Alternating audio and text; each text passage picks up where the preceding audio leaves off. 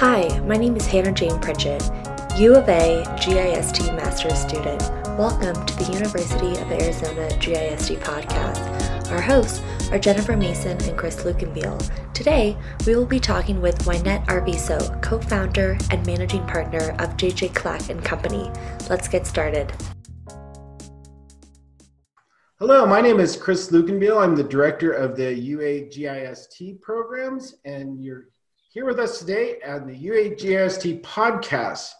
And we have the wonderful privilege to talk to Wynette Arviso, who is a graduate of one of the, in the first year of the first professional masters in GIS in the state of Arizona, out of Arizona State University, and the Masters of Advanced Studies in Geographic Information Systems. Wynette has been a professional in the GIS industry in the state of Arizona for over 15 years and does work, has an independent company and does work with the Navajo Nation. Welcome, Wynette, and thank you for joining us today. Yes, I'm happy to join the group here, and I am pleased to see all of you. I hope everyone is doing well, and I'm here to answer questions or just talk to you guys. So I hope you and your family are safe during this kind of strange times. But I thought I might start with like some of your background, like what brought you to GIS? What was the attraction to you of doing a master's in GIS at Arizona State? You know, it's really interesting because we started our company back in like 1997, and it's a native-owned consulting company. And we were doing these projects, and I was hiring out the GIS portion because we were doing a lot of mapping projects, land use planning projects, and we would contract out for the GIS work. And it was getting to be really expensive because in mapping, you know, you do one plan, you go and you present it at a public hearing or a community meeting, then there's changes. And then we had to go back and pay the GIS group to redo the maps. And doing that, you know, several times, it would become really costly. And so there was a class being offered by Mesa Community College, and I picked up the class there. And I thought, well, let me just see what's all involved so that I can give better directions to our GIS subcontractor. And that way, you know, we won't be redoing these maps so many times. And so I took the class, and I really, really liked the class. And so I signed up for remote sensing the next semester and thought maybe we could get into some analysis. That class got canceled, and they referred me to ASU, and they said, go to ASU. ASU offers some really good GIS classes. They have remote sensing. So I went over there just to pick up the class and just walked in at the right time. And it just so happened there was one opening left that a student couldn't get her visa in place. And so that slot opened up, and they said, you know, you're here, you want to do this, you know, it's open, it's available if you want it. And so I jumped in and took the class. Well, really took all of the classes. There were several classes, and started the program. And I'm really, really happy I did because now I do all of the GIS work myself with the work that we do. But in addition to doing the projects that we were initially doing, now we can also focus on GIS projects and say, and offer that as one of our services. So that's how I kind of walked into GIS. it's interesting that the first year of the MAS GIS, that's where we met, and I started with that program before coming to the University of Arizona. But similar to the first year at the University of Arizona in 2010, your inaugural class of 2004-2005 is almost like a who's who of Arizona GIS, of the industry. That Tim Coleman was out of your class, who was the assistant state cartographer for a number of years. Corey Whitaker, who now works for Esri at Denver, was in your class. Shawnee Eggins is out at Queen Creek. And it's fun when I go to conferences that I still see a lot of the same people like yourself from your class. So I think it just shows how successful their program was at the time. Yeah, and just the way the program was structured too, we were all coming from the professional arena, so we all had jobs, and we would come in the evening and on weekends, and spending all those evening hours and the weekend hours together, and we got really close, and it was, and the group was small. There was only 20 people, and so that really made a difference also. Yeah, that I think for us, and the model that we've followed with UAGIST is this interest in professional education, of working with professionals, creating a community learning environment, and that we share that lifelong learning, so that you and I and others continue to enjoy that presence and interaction. But let me ask you, you brought up your company, JJ Clack and Company. And maybe you could just tell us a little bit more about the types of work that you do. And maybe, I know you've been around since 1996. That's a long time. But maybe some of the things, some of the highlights of like what your company has done over the years, and kind of GIS work that you've done too. We do project management, and really we take on projects to help organizations excel, and the projects have ranged initially from like we did a gas what was it, a gas powered vehicle plant project, and we did cabinet manufacturing feasibility studies. We were doing those type of projects in the beginning, and then we came as the years went by. Then Navajo Nation really needed help with community land use planning, because they enacted a law that each community needed a land use plan, and there's 110 chapters on the Navajo Nation. And so these chapters didn't have a land use plan prior, and so they needed to start from scratch.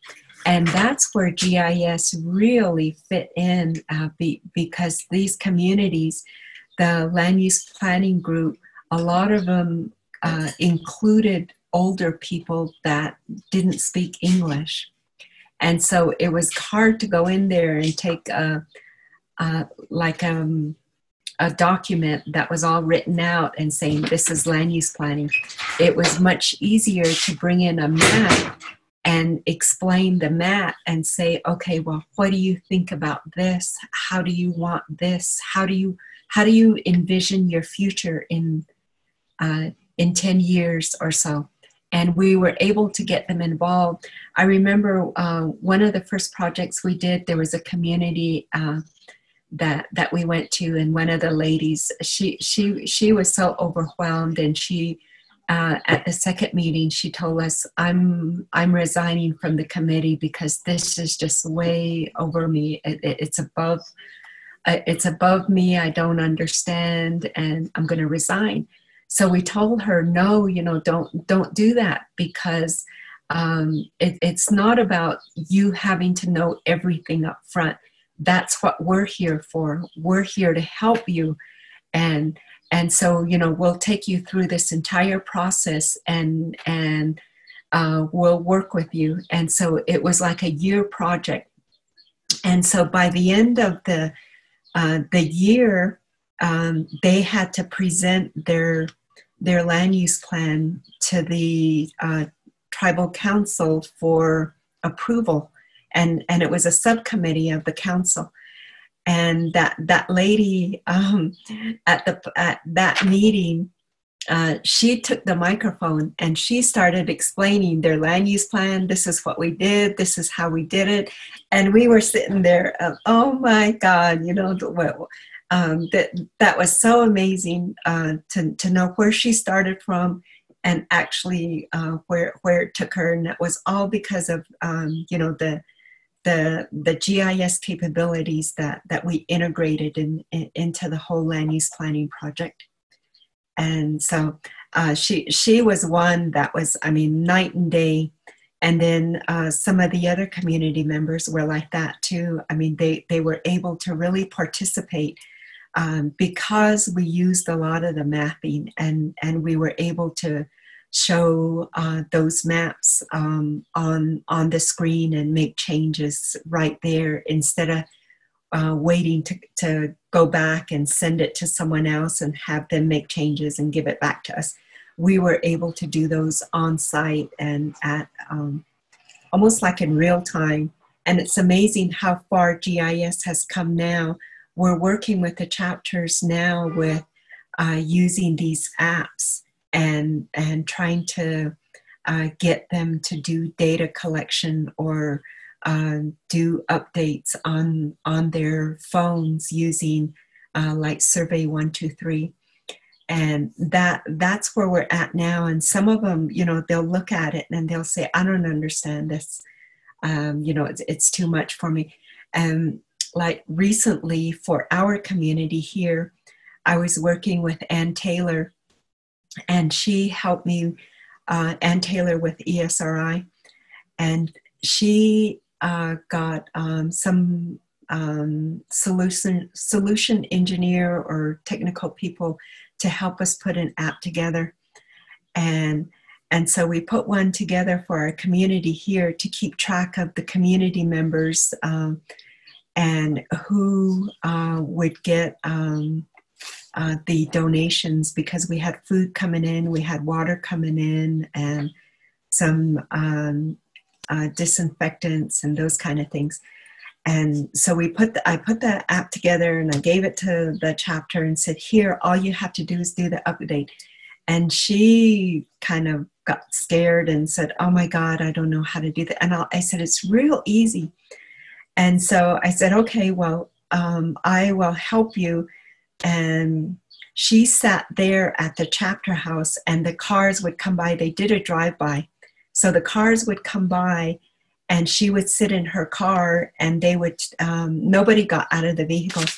And she would get the names of the people. First, she had a sign there telling them you had to call the chapter house. So she would talk to them on the phone. And I was in the background she had a 3-way phone call going. And then we would get the information that way and then send the person on to the next stop to where they would get their food or their donations put in the back of their vehicle or their trunk, and then they would drive off. But then there were some people that came up that couldn't read the sign saying, call this number. And so they were there, what do we do? So she ended up rolling down her window and those cars would come up and she was, talking to them from her car and telling them, don't get out, just tell me your name, tell me your rural address. And then I would listen on the phone, and I was sitting here at my computer and I would enter that data. And so we were able to do all that over the phone, and immediately we had a map that showed who picked up their donations and who didn't. And we were able to see, okay, well, who are the people that didn't show up? And then we would see that, and then we would call people and say, do you know these people? Can you get in contact with them? And so that's how we were able to reach out to more people and tell them to come in and pick up their donations. And then there were like about 3 or 4 families, and we didn't know how to reach them. So we had to send somebody out there physically to go visit them. And as it turned out, these families were elders with no vehicle, with no transportation or no cell phones. And so using that program that we put together, we were able to see that. And then now we have the map, and each time we do this, we add information to it, and we're collecting information now, like what are trying to find out who the people are that are over 65 years of age, and then the people that are over 75 years of age, and then those people that have disabilities. We have like a quadriplegic that lives in the community, and then some other people that have some disabilities. We're trying to identify where they all live so that we can address or provide them services, because we have John Hopkins in the area too, and John Hopkins will call us and say, where are those people? We want to reach them, or we want to go visit them, and we have a special care package for them. So now we're able to say, okay, well, there's these 4, and then John Hopkins will go take care of them. And we have other donors that are coming in as well. And just recently, a few days ago, we had people delivering water tanks, and they were asking who needs water. And so we had our community chapter workers go and say, okay, well, these are the people that need water. And so they're delivering water to them. So it's been really, really helpful. I have a quick question for you, actually. You made me think, because you were talking about a lot of projects, in GIS, if we were teaching us, we would say either top down or bottom up. Bottom up, it would be like participatory GIS or public participation GIS, where you're working with the communities to kind of build your data.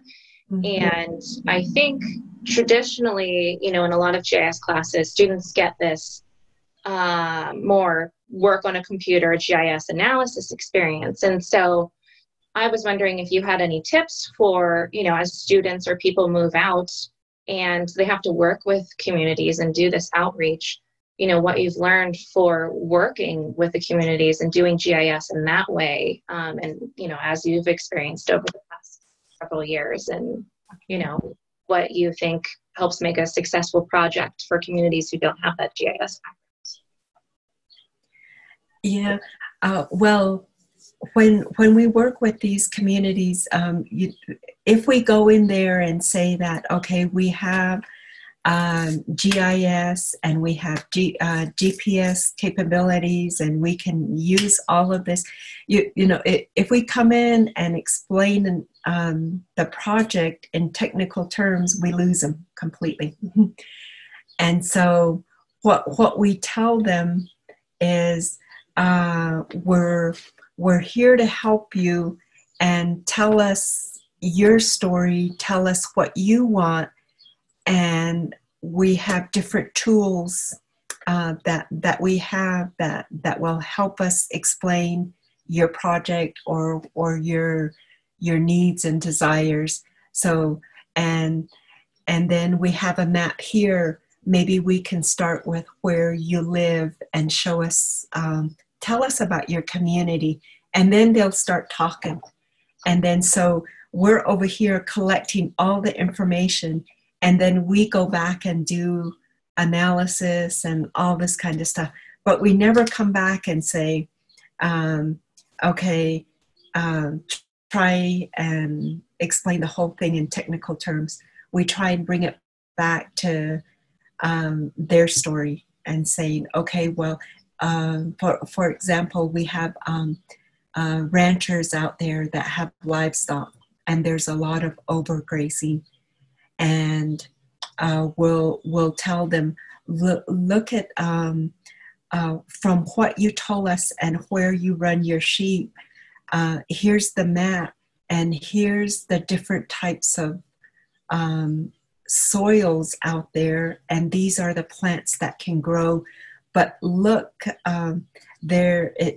these plants are dying, and we try and explain it back in their terms, instead of saying, well, the analysis shows that the plants are decreasing by 60%, and you've got invasive weeds coming in, and instead of coming back from that angle, it's better to come back in terms that they explain the project to you.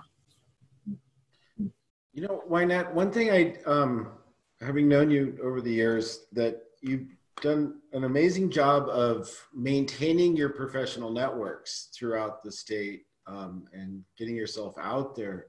And I'm thinking for students, how does maintaining a professional network help you and JJ Clack, or as a GIS professional? What sort of value does it give to you?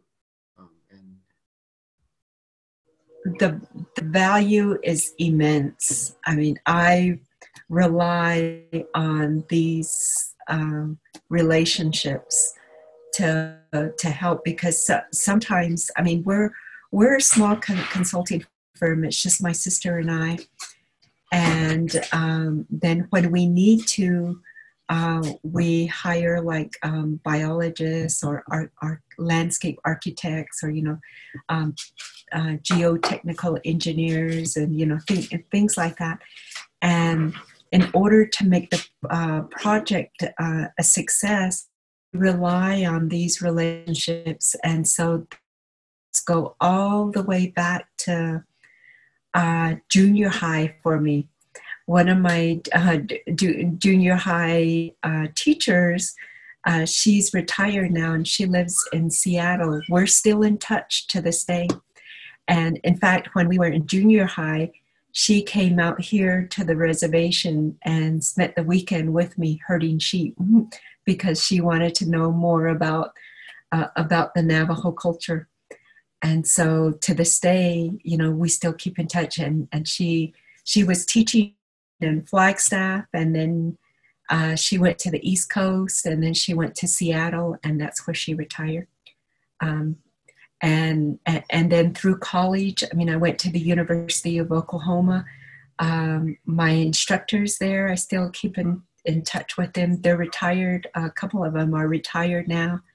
And we still keep in touch. And then my classmates and my roommates, we still keep in touch. And like you said, from our GIS program, the 20 of us that took that initial GIS program, we still keep in touch. And I need to reach out to them sometimes and say, I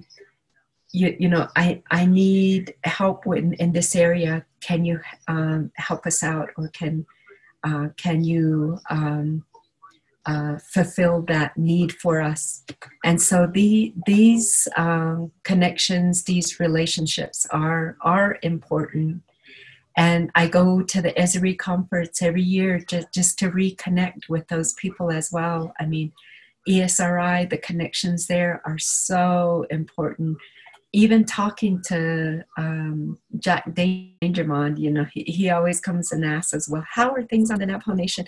We're very lucky that he visits the Navajo Nation too. And so those connections, I mean, with ASU, Dr. Now his name slips me. I call him every now and then too, and even still get in touch with Bob. Yeah, Bob. Yeah, because we needed to do some field data collection one time, and the chapters, they don't have a lot of money, and so we're always trying to find ways to do these projects with the limited resources, and so they needed to do data collection. And so I called Bob and I said, Bob, I know you have these GPS units out there. Is there a way that we can partner and we can use those units to do this project for these communities? And so we were able to work that partnership out. Yeah, Dr. Bob Balling was one of the founders of the MAS GIS program and is a faculty in School of Geographical Sciences and Planning at Arizona State University. A wonderful supporter of the MAS GIS and the GIS community in general. Wynette, I have to ask because it just occurred to me. Did you ever do the work with the Code Talker Museum? Yes, I did. We worked with the Navajo Code Talkers, Mm-hmm. and we were hired to help them determine what they wanted, and what they wanted was a museum. And so we did the feasibility study for a museum, and we came out with a cost, and then we hired some fundraising, a fundraising firm to help raise money.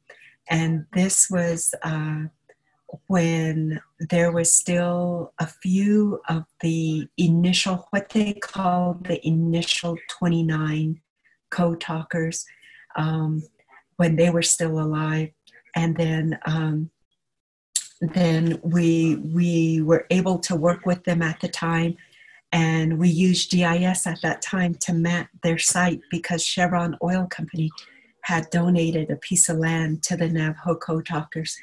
And so we were able to identify a site on that land for the museum. And we did some fundraising with them, and we got to travel with them. And the Code Talkers were always requested to do presentations at different events or universities and meetings, conferences. And so we traveled with them to those locations, and it was a wonderful experience. And then after the group that we were working with passed on, and after the president, Mr. Little, passed on, then that's when the organization changed, and then they completely changed the direction, and so we don't work with them anymore. I was curious about how your kind of training at ASU and your background in GIS prepared you for, working in the Navajo communities or all of these various projects. And, maybe if there was anything, if you wanted to, or if you had gone back to school, if there's anything that you wish you had learned to prepare you for your kind of career in this company that you founded and all of your GIS work. The neat thing about the GIS program was not only did we learn GIS and how to program, how to do the analysis and all of that, but what was included in the program was how to do presentations, how to put projects together. And that was really key. I mean, to have your peers and have your instructors give you feedback on your presentations. I mean, that was critical, and that really, really helped me out, and to say, okay, well, I've got to remember this or remember that, and I incorporated those to help my skills and my presentation skills, as well as how to put projects together. Oh, that's great. Mm-hmm. I was going to ask you about the work that you're doing now as a board member for the Tribal Utility Authority. And in the news, they've been talking about the closing of the coal plant on the nation. Is that also related to the work with the Utility Management Board? Yes, the closing of the coal-fired power plants. They're the largest company, the largest customers of the Navajo Tribal Utility Authority. So with them closing, the utility authority had to find other ways of replacing that income versus increasing the rates of our residential customers, because the residential customers make up the largest customer group for the utility authority. And if we raise their rates, we couldn't do that because the majority of the customers are low income. Yeah. And Navajo Tribal Utility Authority is an enterprise of the Navajo Nation. So in essence, it's owned by the Navajo people. And so as a board member, we were trying to figure out, okay, well, what do we do? What do we need to do? And before I got on board, they hired a general manager, and he has been excellent. And he's still currently the general manager, Walter Haas. And Walter Haas was charged with finding alternative ways of supplementing the income. And what he did was he went into utility scaled solar, and the Navajo Nation was able to open up its own solar company a few years ago, and that was under NTUA. And we got Kayenta Solar plant opened, Kayenta 1, Kayenta 2, and now we're working on some other solar plants on the reservation. And so that has really helped. So we haven't increased electric rates, and but as far as the actual closing of the utility company, I mean, that the Navajo Nation is the one that has been dealing with them. Yes, we are an enterprise, but we don't get directly involved unless the Navajo Nation says we need your expertise, and then we'll go and help them. Is there any GIS work associated with the Utility Authority board? Not at the board level, but at the Navajo Tribal Utility Authority does have a GIS program, and they do use the Esri suite. And I know there have been some students that have come out of your program that work for NTUA, and then also I think from ASU. And in fact, when I was down in Prescott, a couple of them were down there, and I joined in the meeting when they met with ESRI to talk about their use of GIS and what they were encountering with the program and what they needed to see. So, is that I believe is Vernon Dempsey one of the people that works with the group? That sounds familiar. I can't remember the names. Anyway, Vernon was one of our graduates from the University of Arizona program as well. Mm-hmm. But Wynette, thank you for spending some time with us this morning and sharing your background with us. It's wonderful to hear about your success and the work that you've been doing. So I appreciate your time this morning. Thank you. Yeah. Well, I'd like to add one last thing for students interested in GIS. I mean, if you have an interest, just get involved and start talking to people and start taking these online courses, or